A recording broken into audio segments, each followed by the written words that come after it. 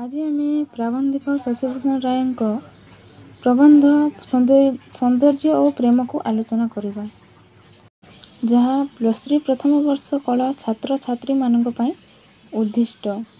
ଏହାର ପତ୍ର ସଂଖ୍ୟା ହେଉଛି ପ୍ରଥମ। ପ୍ରଥମେ ଆମେ ପ୍ରାବନ୍ଧିକଙ୍କ ବିଷୟରେ କିଛି ଆଲୋଚନା କରିବା। ପ୍ରାବନ୍ଧିକ 1974 ମସିହା ମାର୍ଚ୍ଚ 10 ତାରିଖରେ ସେ ଜନ୍ମଗ୍ରହଣ କରିଥିଲେ। ଉପଯୁକ୍ତ ପିତାର ସୁଯୋଗ୍ୟ ସନ୍ତାନ ଶଶିଭୂଷଣ ରାୟ ଓଡ଼ିଆ ପ୍ରବନ୍ଧ ସାହିତ୍ୟର ମଧ୍ୟପର୍ବରେ ଜଣେ ବିଶିଷ୍ଟ ପ୍ରତିଭା। ତାଙ୍କ ପ୍ରବନ୍ଧର ବିଷୟବସ୍ତୁ ଯେପରି ବୈଚିତ୍ର୍ୟ ଭରା, ସ୍ଥାପତ୍ୟ ସେହିପରି ଅନନ୍ୟ ସାଧାରଣ।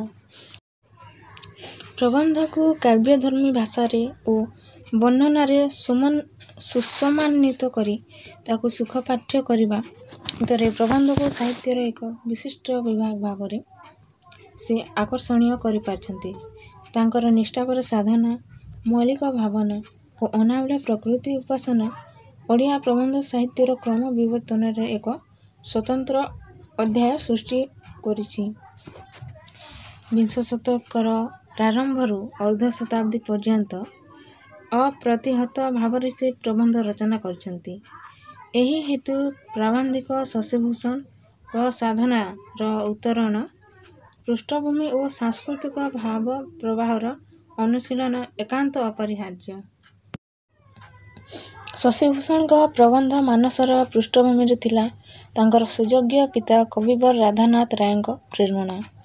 ଶଶିଭୂଷଣଙ୍କ ପିତୃଦତ୍ତ ନାମ ହେଉଛି ମଧୁ। ରାଧାନାଥ ତାଙ୍କୁ ବାଲ୍ୟକାଳରୁ ଭବିଷ୍ୟତ ପାଇଁ ପ୍ରସ୍ତୁତ କରିଥିଲେ। ରାଧାନାଥ ଶଶିଭୂଷଣଙ୍କୁ ଗଭୀର ଅଧ୍ୟୟନ କରିବା ସହିତ ସମୟର ସଦୁପଯୋଗ କରିବା ପାଇଁ ବାରମ୍ବାର ଉପଦେଶ ଦେଉଥିଲେ। ରାଧାନାଥଙ୍କର ଏ ସମସ୍ତ ଉପଦେଶ ଶଶିଭୂଷଣଙ୍କୁ ଏକାଧାରରେ ଆଦର୍ଶ ପୁରୁଷ ଓ ଉଚ୍ଚକୋଟୀର ପ୍ରାବନ୍ଧିକ ରୂପେ ପ୍ରତିଷ୍ଠା ପ୍ରଦାନ କରିଥିଲା।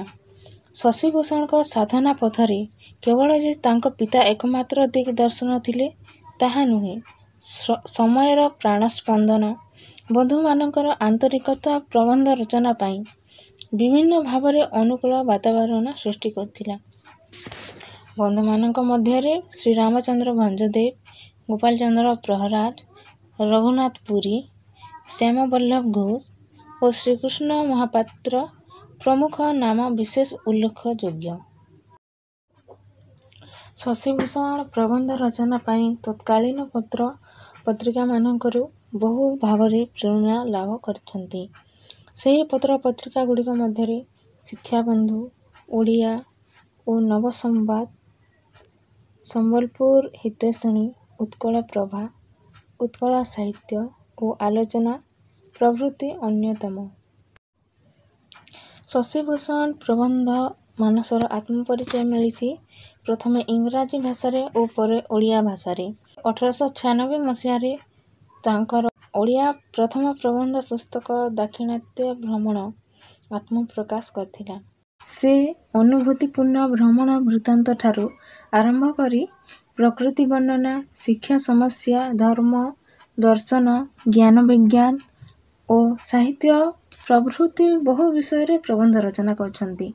ପୁଣି ବିଭିନ୍ନ ବିଷୟରେ ରଚିତ ପ୍ରବନ୍ଧଗୁଡ଼ିକ ମଧ୍ୟରୁ ଅଳ୍ପ କେତେକ ପ୍ରକାଶିତ ହୋଇଛି ଓ ବହୁ ସଂଖ୍ୟାରେ ଅପ୍ରକାଶିତ ରହିଛି। ଅଦ୍ୟାବଧି ତାଙ୍କର ପ୍ରକାଶିତ ପ୍ରବନ୍ଧ ପୁସ୍ତକଗୁଡ଼ିକ ହେଲା ଦାକ୍ଷିଣାତ୍ୟ ଭ୍ରମଣ, ଆର୍ଯ୍ୟବର୍ତ୍ତ ଦର୍ଶନ, ପିତୃଶ୍ରୁତି, କନିକା ଦର୍ଶନ, ଚିଲିକା ଦର୍ଶନ, ଉତ୍କଳର ଋତୁଚିତ୍ର, ଉତ୍କଳ ପ୍ରକୃତି, ପଲ୍ଲୀ, ଶ୍ରୀରାମଚନ୍ଦ୍ର ଦେବ, ବିବେକାନନ୍ଦ ସ୍ମୃତି, ଚେତନ ଚିନ୍ତା, ଆଧୁନିକ ତାଳଚିର, ପ୍ରବନ୍ଧ ସଂଗ୍ରହ ଇତ୍ୟାଦି। ଯେତେ ଦୂର ମନେହୁଏ, ଶଶିଭୂଷଣଙ୍କ ପୂର୍ବରୁ ଅନ୍ୟ କୌଣସି ପ୍ରାବନ୍ଧିକ ଏତେ ବିପୁଳ ସଂଖ୍ୟକ ପ୍ରବନ୍ଧ ପୁସ୍ତକ ରଚନାର ଗୌରବ ଅର୍ଜନ କରି ନଥିଲେ। ଏ ପ୍ରବନ୍ଧ ପୁସ୍ତକ ବ୍ୟତୀତ ତାଙ୍କର ବହୁ ସଂଖ୍ୟକ ପ୍ରବନ୍ଧ ଉତ୍କଳ ସାହିତ୍ୟ, ମୁଗୁର, ନବଭାରତ, ଶଙ୍ଖ, ଝଙ୍କାର ପ୍ରଭୃତି ପତ୍ର ପତ୍ରିକାରେ ପ୍ରକାଶିତ ହୋଇଅଛି। ଶଶିଭୂଷଣଙ୍କ ପ୍ରବନ୍ଧ ମାନସକୁ ବିଶ୍ଳେଷଣର ସୁବିଧା ଦୃଷ୍ଟିରୁ ସାଧାରଣ ଭାବରେ ନିମ୍ନ ପ୍ରକାରେ ବିଭକ୍ତ କରାଯାଇପାରେ, ଯଥା ଅନୁଭୂତି ଓ ପ୍ରକୃତି ବର୍ଣ୍ଣନାତ୍ମକ ପ୍ରବନ୍ଧ, ସ୍ମୃତି ତର୍ପଣ ମୂଳକ ପ୍ରବନ୍ଧ, ଶିକ୍ଷା ସମ୍ବନ୍ଧୀୟ ପ୍ରବନ୍ଧ, ନୈତିକ ଓ ଦାର୍ଶନିକ ପ୍ରବନ୍ଧ, ଐତିହାସିକ ଓ ସାମାଜିକ ପ୍ରବନ୍ଧ, ଆଧ୍ୟାତ୍ମିକ, ଭାବୋଦ୍ଯୋତକ ଓ ସର୍ବଧର୍ମ ସମନ୍ୱୟାତ୍ମକ ପ୍ରବନ୍ଧ, ସାହିତ୍ୟ ଆଲୋଚନା। ଏହା ବ୍ୟତୀତ ସାମୟିକ ସମସ୍ୟା ଓ ପରିସ୍ଥିତିକୁ ନେଇ ସେ ଅନ୍ୟାନ୍ୟ ବିଷୟରେ ବହୁ ପ୍ରବନ୍ଧ ରଚନା କରିଛନ୍ତି। ପ୍ରାବନ୍ଧିକ ଶଶିଭୂଷଣଙ୍କର ଗଦ୍ୟ ରୀତି ଅନନ୍ୟ। ଭାବନେଶ୍ୱରୀ ଭାଷା ପ୍ରୟୋଗରେ ସେ ସିଦ୍ଧହସ୍ତ। ତାଙ୍କର ଗଦ୍ୟ ରୀତି ଆଲଙ୍କାରିକ। ତତ୍କାଳୀନ ଓଡ଼ିଆ ଗଦ୍ୟ ସାହିତ୍ୟ ଆଜିର ଗଦ୍ୟ ସାହିତ୍ୟ ପରି ଏତେ ଉନ୍ନତ ନଥିଲା।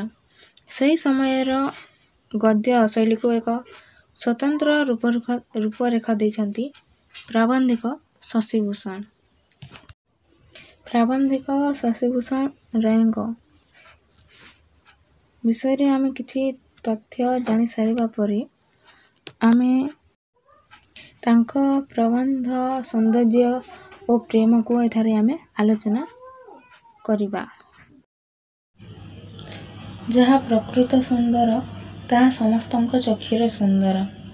ସମସ୍ତଙ୍କ ଆଖିକୁ ସୁନ୍ଦର ଦେଖାଯାଉଥିବା ରୂପ ପ୍ରକୃତ ସୌନ୍ଦର୍ଯ୍ୟ ଭାବରେ ବିବେଚିତ ନୁହେଁ। ଏହି ସୌନ୍ଦର୍ଯ୍ୟକୁ ରୂପଜ ମୋହ କହିବା ସଙ୍ଗତ। ଏହି ରୂପଜ ମୋହ ବିଶେଷ ଭାବରେ ସ୍ତ୍ରୀ ପୁରୁଷ ମଧ୍ୟରେ ବ୍ୟବହୃତ ହୋଇଥାଏ। ଜଣେ ଆଉ ଜଣଙ୍କର ରୂପରେ ମୁଗ୍ଧ ହେଲା।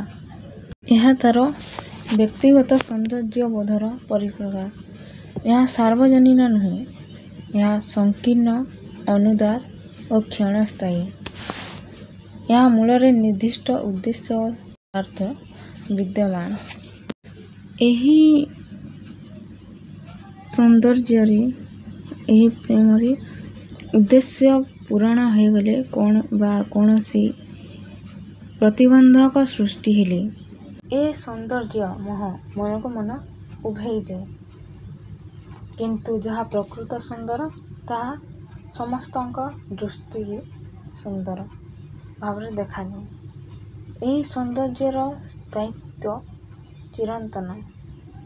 ଏଥିରେ ବ୍ୟକ୍ତିଗତ, ଜାତିଗତ କିମ୍ବା ସ୍ଥାନଗତ କୌଣସି ନିର୍ଦ୍ଦିଷ୍ଟ ବିଶେଷତ୍ୱ ନଥାଏ।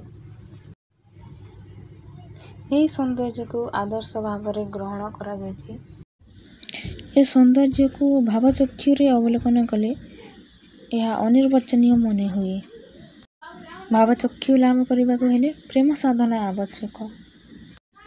ଯଦି ଆମେ ପ୍ରେମ ଭାବ ଲାଭ କରି ନ ପାରିବା ତେବେ ଆଦର୍ଶ ସୌନ୍ଦର୍ଯ୍ୟ ସମ୍ୟକ୍ ରୂପେ ଦୃଷ୍ଟି ହୋଇପାରିବ ନାହିଁ।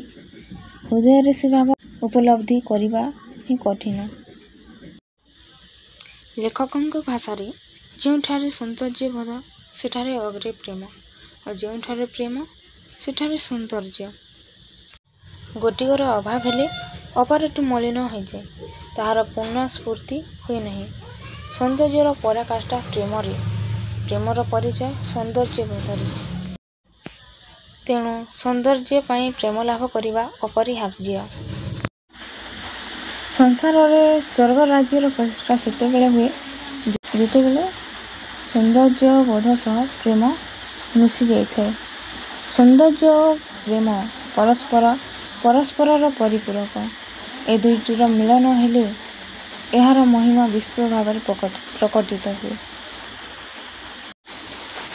ବାହ୍ୟ ଜଗତରେ ଯେପରି ସୌନ୍ଦର୍ଯ୍ୟ ରହିଛି, ମନ ରାଜ୍ୟରେ ମଧ୍ୟ ସେଭଳି ସୌନ୍ଦର୍ଯ୍ୟ ରହିଛି। ବାହ୍ୟ ଜଗତର ସୌନ୍ଦର୍ଯ୍ୟ ଦେଖିବାକୁ ହେଲେ ପ୍ରେମ ଆବଶ୍ୟକ। ସେହିପରି ମନ ଜଗତର ସୌନ୍ଦର୍ଯ୍ୟ ଦେଖିବାକୁ ହେଲେ ସେପରି ପ୍ରେମ ଆବଶ୍ୟକ। ବାହ୍ୟ ଜଗତର ରୂପ ସାକାର ଓ ମନ ରାଜ୍ୟର ରୂପ ନିରାକାର। ଗୋଟିଏ ସକାମ ଅନ୍ୟଟି ନିଷ୍କାମ। ଏହାର ଅର୍ଥ ହେଉଛି ବାହ୍ୟ ଜଗତ ଓ ଅନ୍ତର୍ଜଗତ ସବୁଠାରେ ସୌନ୍ଦର୍ଯ୍ୟ ବିରାଜମାନ।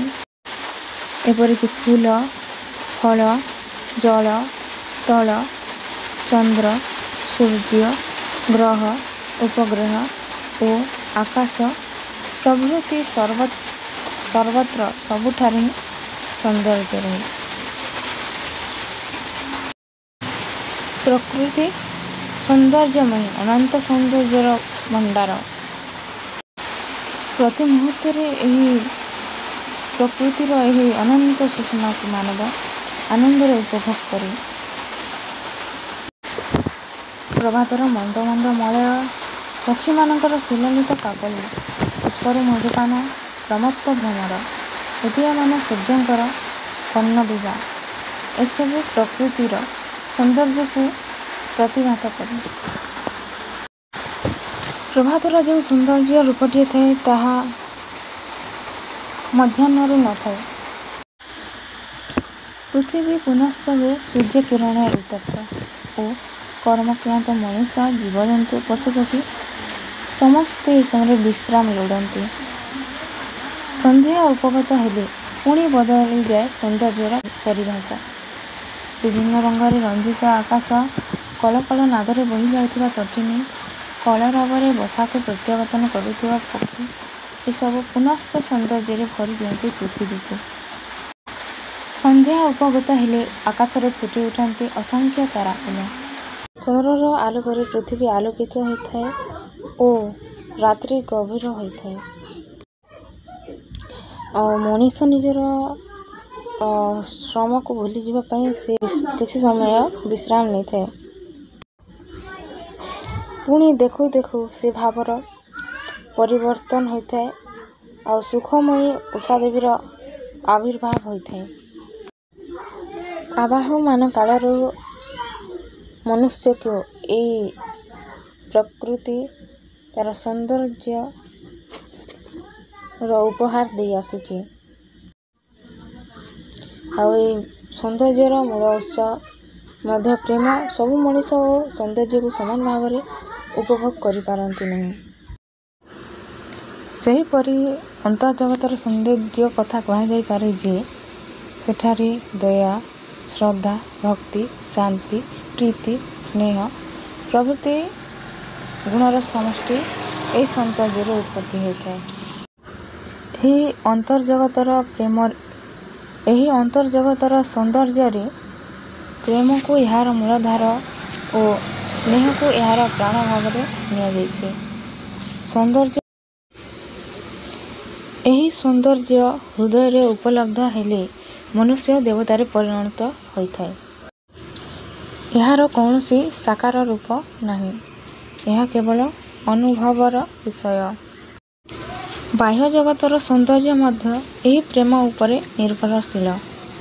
ପ୍ରକୃତିର ନାନାବିଧ ରୂପସମ୍ଭାର ସମସ୍ତଙ୍କୁ ଗୋଟିଏ ପ୍ରକାର ଦୃଶ୍ୟମାନ ହେବ ନାହିଁ। ପ୍ରେମିକ, ଭକ୍ତ, ସାଧକ ଓ କବି ଚକ୍ଷୁରେ ଏହା ଭିନ୍ନ ଭିନ୍ନ ହୋଇପାରେ। ଏହି ପ୍ରେମ ସମସ୍ତଙ୍କୁ, ଏହି ସୌନ୍ଦର୍ଯ୍ୟ ସମସ୍ତଙ୍କୁ ଭିନ୍ନ ଭାବରେ ଦେଖାଯାଇଥାଏ।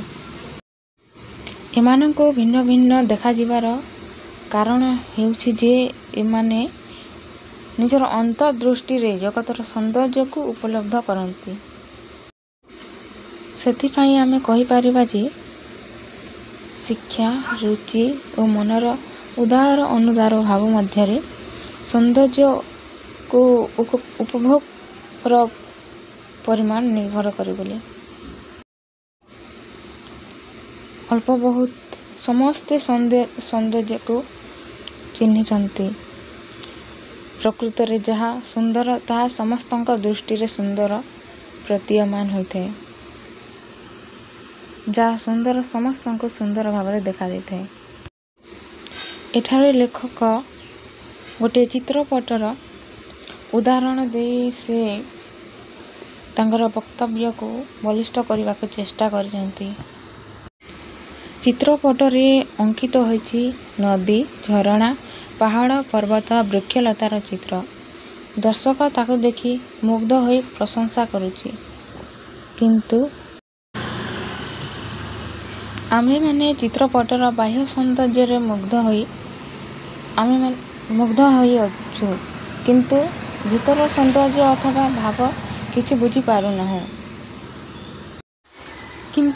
କିନ୍ତୁ ସେହି ଚିତ୍ରକରର ସମକକ୍ଷ ଅନ୍ୟ ଜଣେ ଚିତ୍ର ସମାଲୋଚକ ଯେବେ ସେହି ଚିତ୍ରପଟକୁ ଦର୍ଶନ କରନ୍ତି, ତେବେ ସେ ତନ୍ନ ତନ୍ନ କରି ପୁଙ୍ଖାନୁପୁଙ୍ଖ ରୂପେ ସେହି ଚିତ୍ର ଦର୍ଶନ କରି କେତେ ସୌନ୍ଦର୍ଯ୍ୟ ଉପଲବ୍ଧ କରିବେ, ତାହା ତାଙ୍କର ଶିକ୍ଷା ଉପରେ ଚିତ୍ରପଟର ମୂଲ୍ୟାୟନ ନିର୍ଭର କରିବ।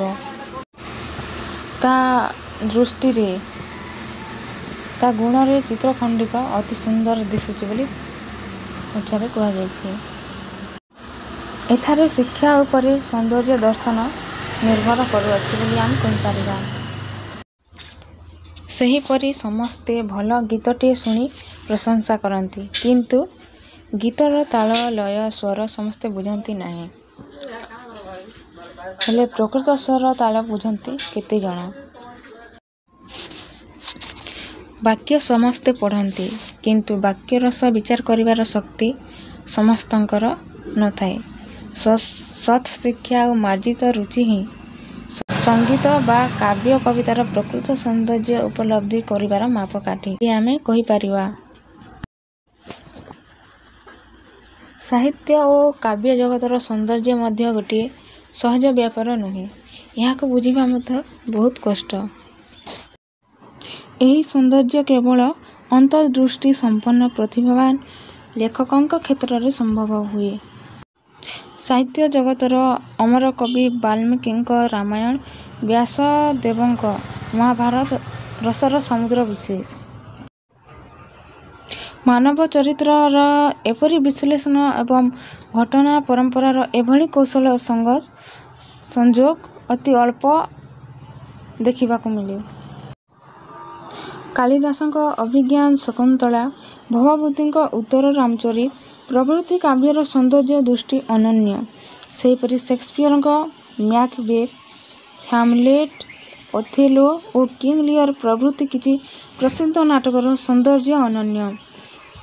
ଅଶେଷ ପ୍ରତିଭା ସମ୍ପନ୍ନ ସାହିତ୍ୟିକ କେବଳ ଗଭୀର ଅନ୍ତର୍ଦୃଷ୍ଟି ବଳରେ ଏପରି କାଳଜୟୀ କଳା ସୌନ୍ଦର୍ଯ୍ୟ ସୃଷ୍ଟି କରିବା ସମ୍ଭବ ହୋଇଥାଏ। ପ୍ରକୃତରେ ପ୍ରତିଭାର ବିକାଶ ହିଁ ପ୍ରେମର ବିକାଶ ବୋଲି କୁହାଯାଇପାରେ। ଆଦର୍ଶ ଚରିତ୍ରର ପୂର୍ଣ୍ଣ ସୌନ୍ଦର୍ଯ୍ୟ ବିକଶିତ କରିବା ହିଁ ପ୍ରତିଭା ସମ୍ପନ୍ନ ବ୍ୟକ୍ତିର କାର୍ଯ୍ୟ। ପ୍ରତ୍ୟକ୍ଷ ବା ବାସ୍ତବ ଚିତ୍ର ଓ ଆଦର୍ଶ ଚିତ୍ର ଆପେକ୍ଷିକ ଅଟେ। ଯାହା ଗୋଟିଏ ସମୟରେ ବାସ୍ତବ ଚିତ୍ର ମନେହୁଏ, ପରବର୍ତ୍ତୀ ସମୟରେ ତାହା ଆଦର୍ଶ ଚିତ୍ର ଭାବରେ ପ୍ରତିଭାତ ହୋଇପାରେ।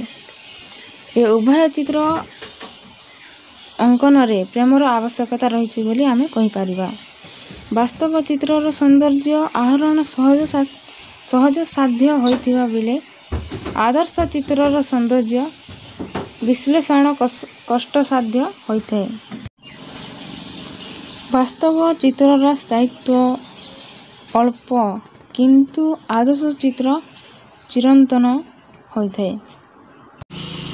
ଆମେ ଦେଖିବା ଯେ ମନୁଷ୍ୟର ସ୍ୱଭାବ, ଶିକ୍ଷା ଓ ରୁଚି ଅନୁସାରେ ସୌନ୍ଦର୍ଯ୍ୟ ଦର୍ଶନର ତାରତମ୍ୟ ହୋଇଥାଏ। ଆମେ ଦେଖିବା ଯେ ଯାହା ପ୍ରତ୍ୟକ୍ଷ ଦୃଷ୍ଟ ହୁଏ, ତହିଁରେ ସେତେ ଆସ୍ଥା ଅଥବା ଭକ୍ତି ନ ଥାଏ ବୋଲି ଆମେ କହିପାରିବା। ଯଦି ତୁମେ ସମସ୍ତ ସଦ୍ଗୁଣର ଆଧାର ସ୍ୱରୂପ ହେଲେ ହେଁ ଲୋକେ ଅନ୍ୟ ଜଣକୁ ଆଶୀର୍ବାଦ କରିବା ବେଳେ ତୁମର ଆଦର୍ଶତ୍ୱ ଦେଖାଇବେ ନାହିଁ, ଯାହା ସମସ୍ତଙ୍କର ଶୀର୍ଷସ୍ଥାନୀୟ ଏଭଳି ଆଦର୍ଶ ଚରିତ୍ରର ଉଲ୍ଲେଖ କରିବେ, ଏହା ନିଶ୍ଚିତ। ତୁମ୍ଭେ ଆଜି ଭଲ ଅଛ, କିନ୍ତୁ କାଲି ପୁଣି ମନ୍ଦ ହୋଇଯାଇପାର। 2 ବର୍ଷ ମଧ୍ୟରେ ତୁମ୍ଭ ଚରିତ୍ରର କୌଣସି କଳଙ୍କ ସ୍ପର୍ଶ କରିପାରେ। ସୁତରାଂ କାହାକୁ ଆଶୀର୍ବାଦ କରିବା ସମୟରେ ଲୋକେ କହିବେ ଯେ ରାମଙ୍କ ଭଳି କର୍ତ୍ତବ୍ୟନିଷ୍ଠ, ଯୁଧିଷ୍ଠିରଙ୍କ ଭଳି ଧାର୍ମିକ, ଅଥବା ସୀତା, ସାବିତ୍ରୀ ପ୍ରଭୃତିଙ୍କ ଭଳି ପବିତ୍ର ପବିତ୍ରତା ସତୀ ହୁଅ। ଏଠାରେ ଏ ଆଦର୍ଶ ଚରିତ୍ରର ଉଲ୍ଲେଖ କରାଯିବାର କାରଣ ଏତିକି ଅଛି ଯେ ଏଗୁଡ଼ିକ ପୌରାଣିକ ଚରିତ୍ର। ଏ ଚରିତ୍ରଗୁଡ଼ିକର ଆଉ ପରିବର୍ତ୍ତନ ହୋଇପାରିବ ନାହିଁ, ପରିବର୍ତ୍ତନ ଅସମ୍ଭବ। ତେଣୁ ଆମେ କହିପାରିବା ଯେ ଆଦର୍ଶ ସୌନ୍ଦର୍ଯ୍ୟ ହିଁ ପ୍ରକୃତ ସୌନ୍ଦର୍ଯ୍ୟ। ଏହି ସୌନ୍ଦର୍ଯ୍ୟର ମୂଳଧାରା ହେଉଛି ପ୍ରେମ। ପ୍ରେମରେ ତାହାର ସୃଷ୍ଟି ଆଉ ପ୍ରେମରେ ତାହାର ଅନୁଭାବନା। ସୌନ୍ଦର୍ଯ୍ୟ ଓ ପ୍ରେମରେ ରୂପଜ ମୋହର କୌଣସି ସ୍ଥାନ ନାହିଁ।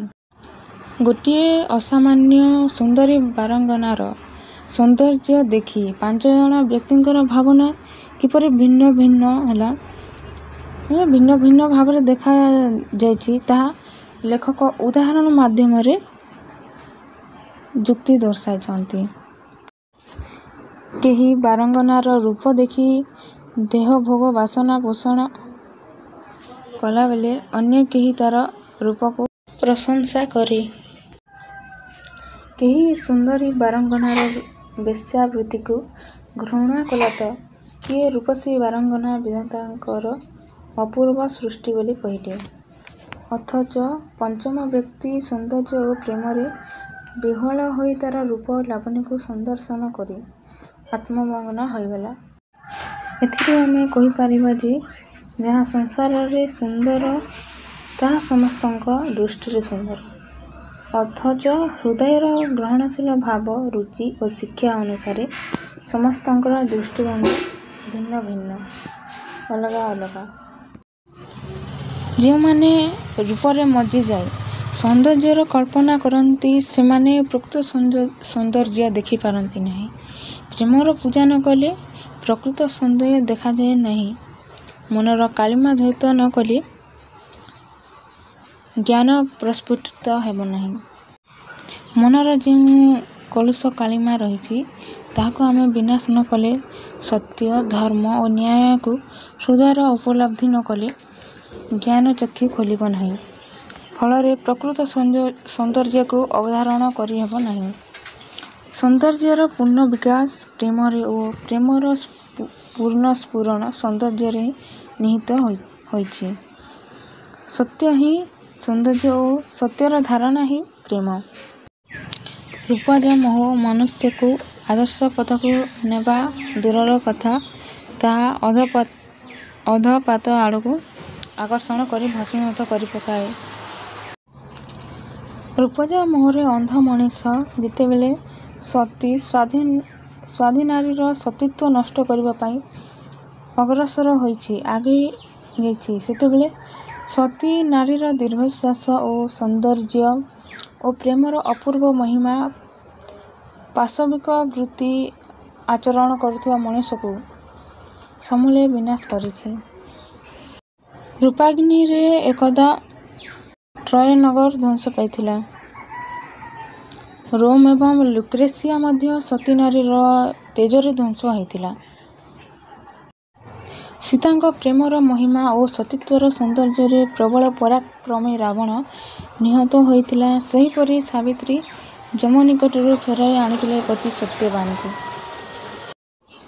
ସତ୍ୟବାନର ଦେହ ସ୍ପର୍ଶ କରିବାକୁ ସାହସ ହୋଇନଥିଲା। ତାହା କେବଳ ପ୍ରେମର ମହିମା, ସତୀତ୍ୱର ସୌନ୍ଦର୍ଯ୍ୟରୁ ହିଁ ସମ୍ଭବ ହୋଇଛି।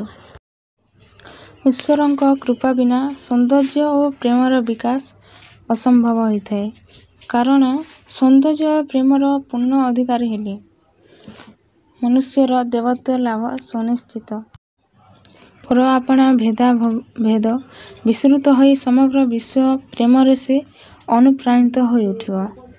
ବାସ୍ତବରେ ବାହ୍ୟ ଚକ୍ଷୁରେ ସୌନ୍ଦର୍ଯ୍ୟ ଓ ପ୍ରେମକୁ ସହଜରେ ଉପଲବ୍ଧି କରିହୁଏ ନାହିଁ ବୋଲି ଆମେ କହିପାରିବା। ଏଥିପାଇଁ ମନୋଚକ୍ଷୁର ଆବଶ୍ୟକତା ରହିଛି।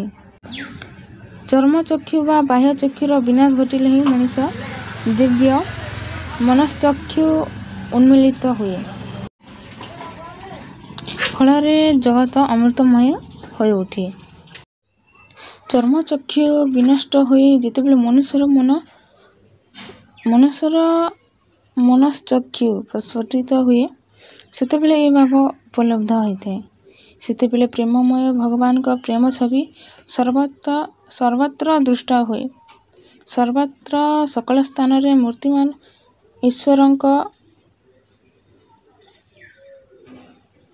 ବିରାଟ ସାକାର ମୂର୍ତ୍ତି ଏହିପରି ଦୃଶ୍ୟମାନ ଜଗତର ଜଳ, ସ୍ଥଳ, ଗୃହ, ବନ, ପର୍ବତ, ଅରଣ୍ୟ, ପଶ୍ଚାତ୍, ବାମ, ଦକ୍ଷିଣ କିମ୍ବା ଊର୍ଦ୍ଧ୍ୱ, ସମ୍ମୁଖ, ନିମ୍ନ ପ୍ରଭୃତି ସବୁ ସ୍ଥାନରେ ପରିଲକ୍ଷିତ ହୁଏ। ଚରାଚର ଅନନ୍ତ ବିଶ୍ୱ ଯେତେବେଳେ ଅନାବିଳ ଆନନ୍ଦର ପୂର୍ଣ୍ଣ ବିକାଶରେ ଆନନ୍ଦମୟ ହୋଇ ଉଠେ, ବିଶାଳ ବ୍ରହ୍ମାଣ୍ଡ ସେତେବେଳେ ସୌନ୍ଦର୍ଯ୍ୟ ଓ ପ୍ରେମର ଭଣ୍ଡାର ହୋଇଥାଏ। କାରଣ ସୌନ୍ଦର୍ଯ୍ୟ ଓ ପ୍ରେମର ଅନ୍ତ ନାହିଁ, ତାହା ଅନନ୍ତ ଓ ଅକ୍ଷୟ। ଫଳରେ ଏହି ଜଗତ ଅମୃତମୟ ହୋଇଉଠେ।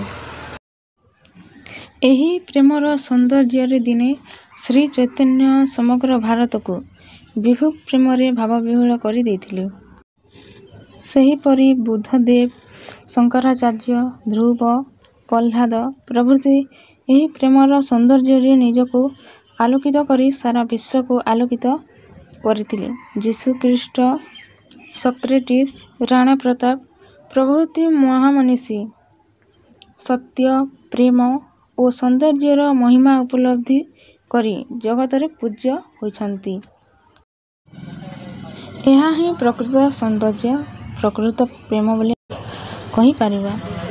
ଏହି ପରିମାଣ ହିଁ ଜଡ଼ଜଗତର ପ୍ରାଣ, ଏହା ହିଁ ଜଗତର ସାର, ଏହା ହିଁ ଚରାଚର ବିଶ୍ୱ ବ୍ରହ୍ମାଣ୍ଡର ସାର୍ବଭୌମିକ ଧର୍ମ।